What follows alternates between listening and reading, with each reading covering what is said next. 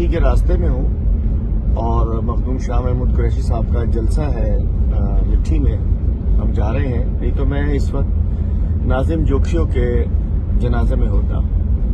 میں کہنا چاہتا ہوں کہ ہم انہیں پیپلز پارٹی کے سندھ حکومت کو ہم چور ڈاکو تو سبھی سمجھتے ہیں، لیکن اب ثابت ہو گیا کہ یہ قاتل بھی ہے۔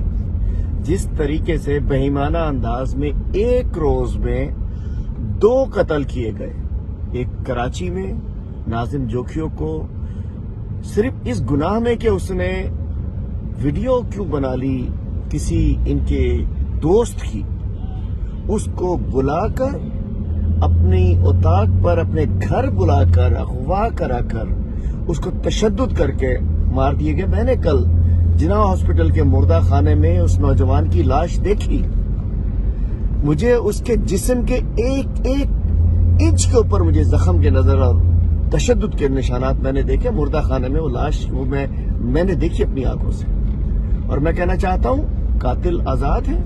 دوسرا واقعہ لاڑکانہ میں ہوا، وہ بھی ایک ایم پی اے صاحب کے والد صاحب نے جا کر گولیوں سے بھون دیا ایک خاتون کو، بیچاری کو، وہ جان سے چلی گئی۔